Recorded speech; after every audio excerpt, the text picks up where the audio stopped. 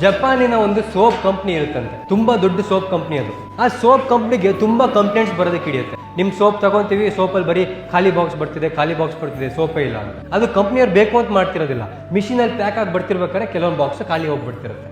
So company owner ತುಂಬಾ serious ಆಗಿ ತಗೊಂತಾನೆ, ಇದನ್ನ ಸಾಲ್ವ್ ಮಾಡಲೇಬೇಕು ಅಂತ ದೊಡ್ಡ ಇಂಜಿನಿಯರ್ಗಳನ್ನೆಲ್ಲ ಕರೆಸಿ ಇದಕ್ಕೆ ಸೊಲ್ಯೂಷನ್ ಹುಡುಕಿ ಅಂತ ಹೇಳ್ತಾರೆ.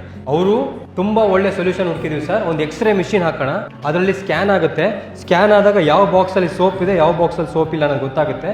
ಅಲ್ಲೊಬ್ಬ ವ್ಯಕ್ತಿ ಇರಲಿ, ಆ ವ್ಯಕ್ತಿ ತಕ್ಷಣ ಆ ಸೋಪ್ ಬಾಕ್ಸ್ ನ ತೆಗೆದಿಟ್ಕೊಳ್ಳಿ, ಸೊ ಪ್ರಾಬ್ಲಮ್ ಸಾಲ್ವ್ಡ್ ಅಂತ ಹೇಳ್ತಾರೆ. ಅವ್ರ ಫ್ಯಾಕ್ಟ್ರಿನಲ್ಲಿ ಸಣ್ಣ ಕೆಲಸಗಾರ ಅವ್ನು ಇದನ್ನ ಕೇಳಿಸ್ಕೊಂಡು ಹೇಳ್ತಾನಂತೆ, ಅಲ್ಲ ಸರ್ ಇದಕ್ಕೆ ಇಷ್ಟೆಲ್ಲ ಯಾಕೆ ಖರ್ಚು ಮಾಡಬೇಕು, ಎಕ್ಸ್ರೇ ಮಿಷಿನ್ ಹಾಕೋದಂತೆ, ಅದನ್ನ ನೋಡ್ಕೊಳ್ಳೋಕೆ ಇನ್ನೊಬ್ಬ ಮ್ಯಾನ್ ಪವರ್ ಅಂತ, ಎಲ್ಲ ವೇಸ್ಟ್ ಸರ್ ಅಂತ ಹೇಳಿ ಒಂದು ದೊಡ್ಡ ಫ್ಯಾನ್ ಇರುತ್ತಂತ ಅವ್ರು ಇದ್ರಲ್ಲಿ. ಆ ಫ್ಯಾನ್ ನ ತಗೊಬಂದು ಆ ಮಿಷಿನ್ ಹೋಗ್ತಿರುತ್ತಲ್ಲ ಅಲ್ಲಿ ಜೋರಾಗಿ ಗಾಳಿ ಬೀಸಿದಾರೆ, ಆ ಫ್ಯಾನ್ ಇಡ್ತಾನೆ. ಏನಾಗುತ್ತೆ ಇವಾಗ, ಆ ಖಾಲಿ ಬಾಕ್ಸ್ಗಳು ಹಿಂಗೆ ಬರ್ತಿದ್ದಂಗೆ ಗಾಳಿಗೆ ಖಾಲಿ ಬಾಕ್ಸ್ಗಳೆಲ್ಲ ಹಾರೋಗ್ತವೆ, ಸೋಪ್ ಇರೋ ಬಾಕ್ಸ್ ನಿಂತ್ಕೊಳ್ಳುತ್ತೆ.